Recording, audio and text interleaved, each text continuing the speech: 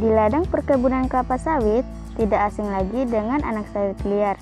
Anak sawit liar merupakan bibit kelapa sawit yang tumbuh liar di area perkebunan kelapa sawit. Bibit ini berasal dari sisa-sisa buah hasil panen yang jatuh di tanah dan dibiarkan begitu saja. Bagaimana dampak anak sawit liar bagi perkebunan kelapa sawit? Untuk mengetahui lebih jelasnya, mari kita temui salah satu mandor dan pekerja di perkebunan kelapa sawit.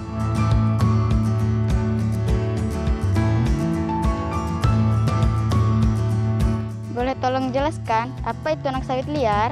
Anak sawit liar itu merupakan anak sawit yang tidak bagus. Walaupun nanti dia tumbuh menjadi anak sawit yang besar, dia tidak dapat digunakan untuk pembibitan. Sebab kemungkinan besar dia itu merupakan anak sawit yang tidak subur, juga tidak menghasilkan buah sawit yang bagus. Bagaimana jika anak sawit liar dibiarkan hingga tumbuh besar? Anak sawit liar kalau dibiarkan tumbuh menjadi anak sawit yang besar, dia akan menjadi pengganggu. Misalnya, mengganggu saat proses pemanenan, mengambil nutrisi juga, sehingga menghambat proses pertumbuhan kelapa sawit. Selama ini, bagaimana langkah perusahaan untuk mengurangi anak sawit liar? Dengan menggunakan herbisida, tapi itu efeknya tidak berlangsung lama, sebab matinya hanya di permukaan saja, tidak sampai ke akar-akarnya. Nah, sekarang langkah perusahaan adalah dengan membawa pulang anak sawit setiap pekerja.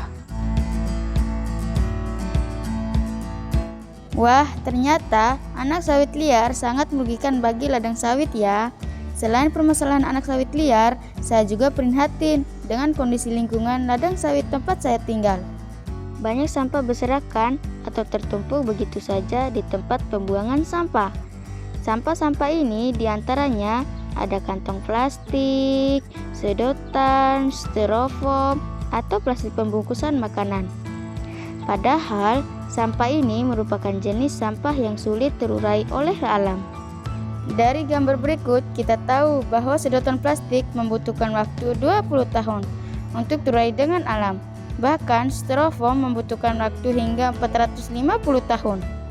Bisa dibayangkannya betapa rusaknya lingkungan jika kita terus-menerus menggunakan bahan tersebut.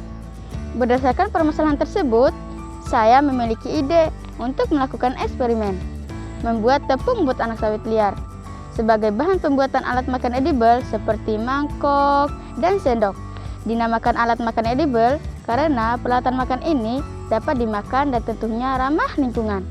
Nah, eksperimen ini beri judul MAM, Makan Alat Makan.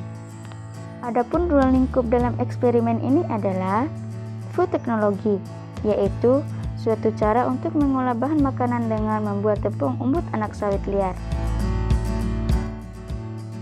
Tepung umbut sawit mengandung karbohidrat, protein, lemak, dan pati, sehingga potensial sebagai bahan makanan yang nantinya dapat diolah menjadi alat makan yang dapat dimakan. Dengan pembuatan alat makan edible dapat digunakan sebagai pengganti alat makan plastik atau styrofoam sehingga ramah lingkungan. Alat dan bahan pembuatan tepung umbut anak sawit liar. Bahan: umbut anak sawit, air dingin, alat, pisau, parutan, baskom atau tempat timbangan digital. Alat dan bahan pembuatan alat makan edible. Bahan: tepung umbut anak sawit, tepung jagung, tepung beras, minyak, air, pewarna. Alat: baskom, sendok, penggiling kue, cetakan mangkok, dan sendok. Oven. Cara pembuatan tepung umbut anak sawit liar: mencari anak sawit liar yang akan diambil umbutnya. Menyiapkan umbut anak sawit liar yang sudah dibersihkan, selanjutnya ditimbang, memarut tipis umbut anak sawit liar, Merendam parutan umbut anak sawit liar dengan air selama 24 jam. Setelah direndam, keringkan di bawah sinar matahari selama 6-8 jam. Selanjutnya dihaluskan dengan cara diblender hingga terbentuk tepung. Terakhir, disaring sehingga diperoleh tepung yang halus, kemudian ditimbang untuk mengetahui berapa banyak tepung yang dihasilkan. Cara pembuatan alat makan edible sebagai berikut.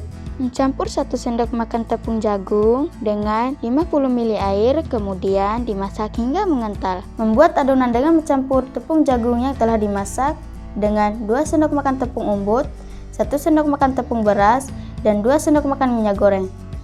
Penambahan tepung jagung untuk mengikat adonan, sedangkan tepung beras berfungsi agar hasil menjadi lebih keras. Menguleni adonan hingga kalis, kemudian diberi pewarna makanan alami. Memimpikan adonan, mencetakkan adonan sesuai bentuknya, yaitu mangkok dan sendok. Cetakkan adonan selanjutnya di oven selama 30 menit dengan suhu 180 derajat Celcius. Uji kelayakan alat makan edible, yaitu menguji kekuatan, ketahanan terhadap air, dan kadaluarsa. Mangkok edible kuat dan keras.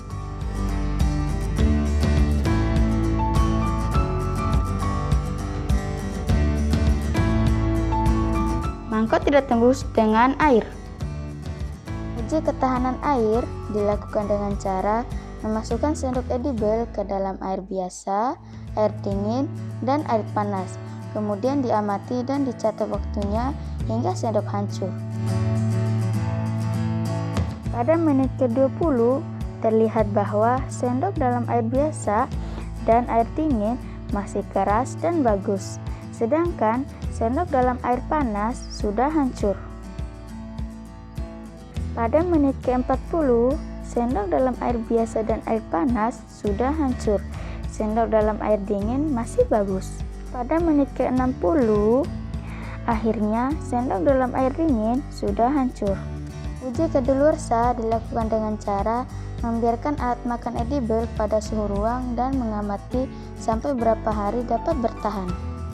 Berdasarkan eksperimen diperoleh hasil sebagai berikut. Umbut anak sawit liar dapat diolah menjadi tepung umbut anak sawit yang halus, tidak berbau, dan warna putih sedikit kecoklatan. Tepung umbut anak sawit dapat dijadikan alat makan edible, yaitu mangkok dan sendok yang dapat dimakan dan ramah lingkungan. Pewarna yang digunakan adalah pewarna alami seperti buah naga, daun pandan, dan kunyit. Hasil uji kelayakan alat makan edible adalah sebagai berikut.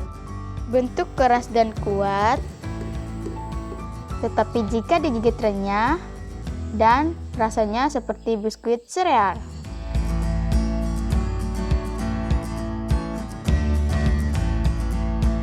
Bertahan di air biasa selama 40 menit, bertahan di air panas selama 20 menit, bertahan di air dingin selama 60 menit, bertahan di suhu ruang selama kurang lebih 10 hari.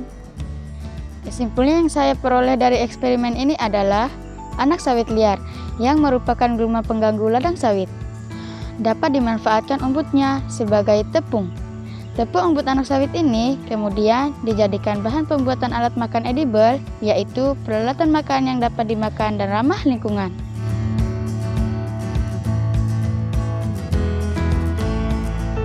Melalui eksperimen ini juga diharapkan dapat membantu perusahaan kelapa sawit untuk mengurangi kerugian akibat banyaknya anak sawit liar. Selanjutnya, eksperimen ini dapat dikembangkan untuk membuat alat makan yang lain seperti sedotan atau pembungkus makanan.